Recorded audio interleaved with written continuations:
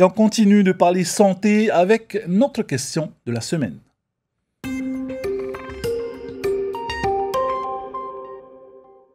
Ces derniers jours, l'Organisation mondiale de la santé a signalé une hausse des cas de rougeole dans le monde.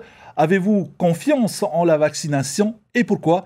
Voici quelques-unes de vos réponses recueillies par Jean-Baptiste Calbas et Jantino Roua. Pour moi, c'est efficace. En tant que maman, je suis pour les vaccins. On n'a pas fait d'études de médecine, c'est exactement la même chose. On n'a pas fait d'études de médecine et les médecins doivent mieux savoir que nous. Ah ouais, c'est très utile, hein. Ça peut aider beaucoup de gens de se faire vacciner, surtout avec cette saleté, comme on dit, quoi. On ne peut jamais savoir. Je préfère pas juger, hein. Je préfère être vacciné pour être rassuré, quoi. Je préfère, ouais. Vaut mieux être vacciné, quoi qu'il arrive. Ouais, vaut mieux être vacciné. On ne sait jamais ce qui peut arriver. Mes enfants, je les ai toujours vaccinés depuis bébé. Et puis, j'estime quand même qu'on peut leur faire confiance quand même à la médecine d'aujourd'hui. Et c'est pas pour autant que je vais écouter ce qu'ils se disent. Mais mes enfants, je les ai vaccinés depuis petits. Donc, jusqu'à aujourd'hui, ils sont ados. Donc, voilà. Et je continuerai comme ça. Voilà, simplement. Absolument efficace, toujours, il faut le faire, il ne faut pas hésiter. Tout petit jusqu'à même vieillard, si ça existe, il faut faire, ça sauve des vies. Mais bon, 11 vaccins dans une seule fois, ça fait peut-être beaucoup. C'est tout. Il y a certaines polémiques qui estiment qu'il y a des vaccins qui ne sont pas si efficaces ou qui... Ben oui, c'est pas efficace, mais bon, si c'est pas efficace, comment? Est-ce qu'on a fait des études? Est-ce qu'on a vacciné combien de personnes? On ne sait pas. Moi, je dis que c'est efficace, il faut le faire. Il y a la vaccination naturelle, mais sinon, ça va plus vite avec un vaccin sorti d'un laboratoire. Oui. Voilà, j'accueille Sophie Guébel pour l'édito de ce vendredi. Bonsoir Sophie. Yorana Brandy. Quelles sont les problématiques liées à la vaccination?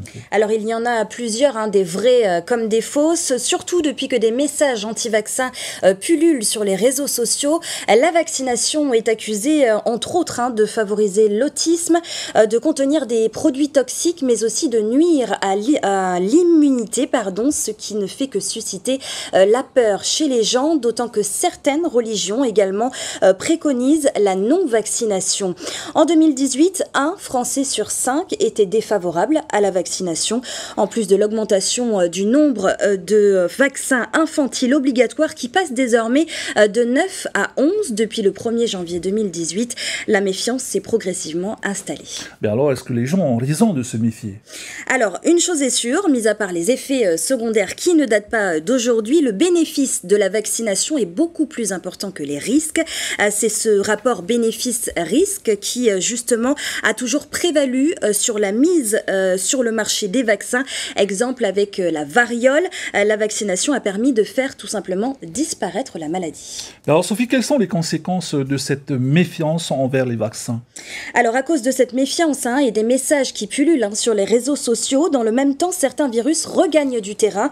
Exemple avec la rougeole, le nombre de cas a augmenté de 80% dans le monde en 2018, selon l'OMS qui est donc inquiète. Chez nous, c'est la grippe avec plus de 500 cas recensés au mois de mars et 80 hospitalisations, alors qu'un vaccin contre la grippe existe depuis de nombreuses années.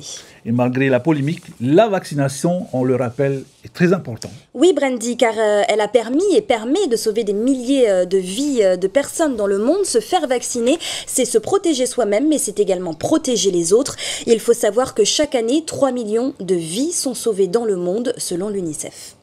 Pas très récent tout ça. Merci Sophie pour ces précisions.